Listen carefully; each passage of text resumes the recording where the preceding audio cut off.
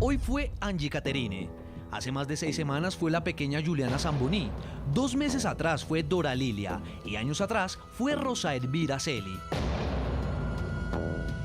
Aunque son diferentes nombres, todas tienen algo en común. Fueron víctimas de un repudiable crimen que no cesa en Colombia, el feminicidio.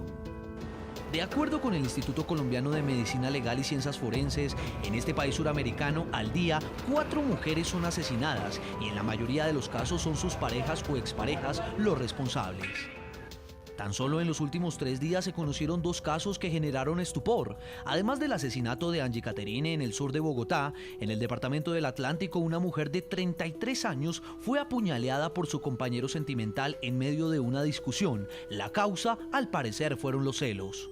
No se tiene todavía a ciencia cierta cuál fue el motivo. Por ahora es un caso de intolerancia muy evidente. De hecho, en lo que va corrido del año ya tenemos 4 casos de violencia intrafamiliar. Sin embargo, el de la niña Juliana de 6 años ocurrido el pasado 4 de diciembre es quizá el caso que más genera ira en la sociedad, no solo por su corta edad, sino por la serie de elementos macabros que rodearon su muerte. Fue víctima de rapto y agresión sexual antes de ser asesinada por este hombre, Rafael Uribe Noguera. También, Colombia ha sido testigo de otros atroces crímenes, como del que fue víctima Natalia Ponce de León hace cerca de 3 años, cuando fue agredida con ácido en su rostro por Jonathan Vega.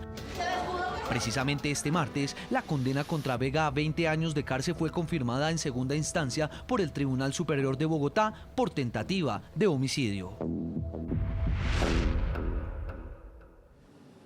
Ayer en uno de los testimonios que escuchábamos de los familiares de esa mujer que fue víctima de ese policía, ella de alguna manera le llamaba la atención cómo una persona había sido asesinada, cómo su hija había sido asesinada, sencillamente por las emociones de esa persona que era su esposo. Señor Danilo Lugo, psicólogo experto en análisis de perfiles criminales, ¿qué está pasando con esto? ¿Estamos permitiendo que las emociones dominen en algunos casos? No como justificación para que se cometa un crimen de esta magnitud. Pero la pregunta que se hacía esta mamá de esta víctima era precisamente esa. ¿Cómo entender que por una emoción se asesine de una manera tan brutal a una mujer?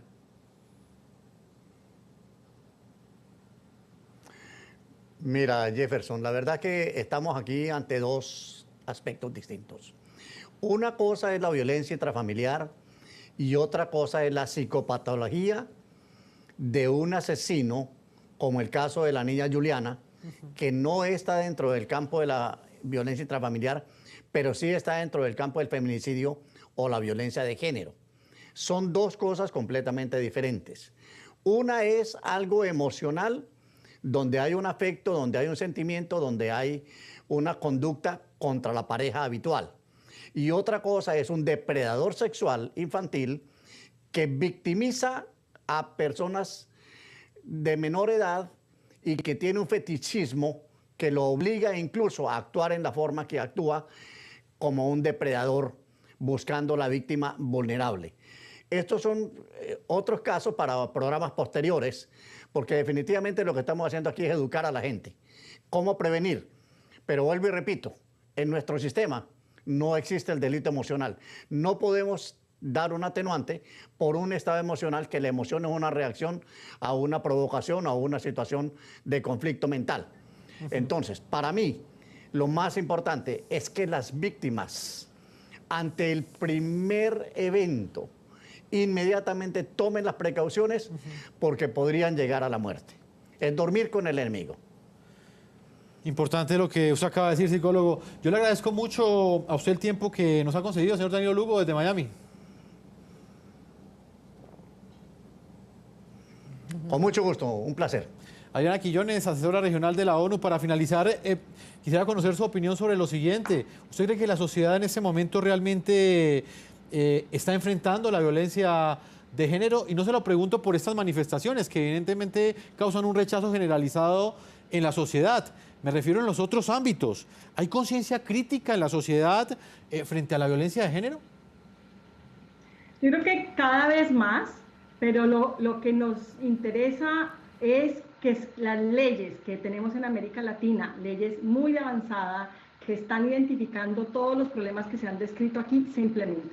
¿Qué puede hacer la sociedad? No solo preocuparse ni consternarse, sino apoyar a las mujeres que han sufrido violencia, apoyarlas para que diseñen una ruta de salida, exigir a los gobiernos que muestren los presupuestos con los que están implementando esas leyes, evaluaciones sobre la implementación de los planes y las leyes y políticas para la erradicación de la violencia, de manera que entendamos qué funciona con base en las evidencias y podamos invertir en la prevención y erradicación de este fenómeno.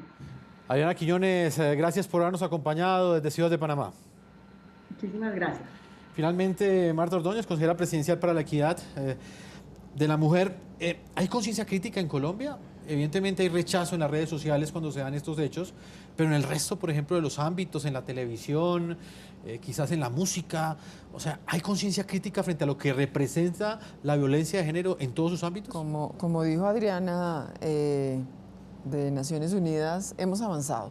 Sí. ¿No? Hemos ido avanzando, a veces nos parece que son unos pasos pequeñitos, pero la verdad sí. ¿Qué necesitamos en realidad? Hombres garantes de los derechos de las mujeres, de los derechos humanos, de los derechos fundamentales, de la vida, de la integridad. Eso, por eso nosotros además ahora con Naciones Unidas, pues desde el año pasado le trabajamos a He for She, Él por Ella, que es una campaña precisamente para promover hombres como usted y como los televidentes que muy seguramente nos están viendo y acompañan todas estas causas y apoyan que se erradique y que se siga trabajando en la eliminación de la violencia contra las mujeres, es que necesitamos hombres así, hombres que no golpean, hombres que no maltratan, hombres que respetan la diferencia. Y esta campaña lo que hace es eso, promover o trabajar la igualdad, pero también la equidad, pero sobre todo no discriminar. No maltratar, no irrespetar, no golpear jamás, ni emocional ni físicamente y muchísimo menos quitar la vida.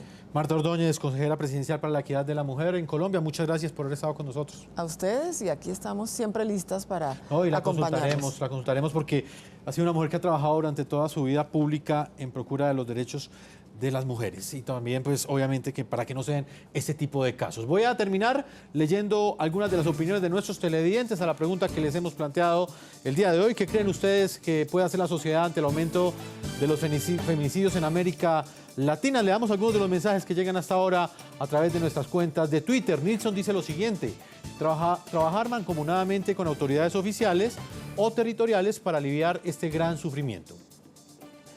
Carlos opina lo siguiente: la sociedad debe unirse y los congresistas avalar y apoyar ese proyecto de ley y condenar al victimario. Julio César dice lo siguiente: de inmediato aplicar justicia a largo plazo, educar con efectividad.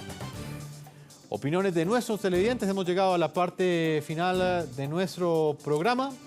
No sin antes nos despedimos de ustedes, sin pedirles que envíen sus comentarios a www.ntn24.com. Nos pueden escribir en Twitter, en @ntn24, en @segurizati, ntn24, @jefferson, ntn24, la noche, ntn24. La noche seguirá encendiendo las luces para que usted siempre vea el punto clave de la noticia.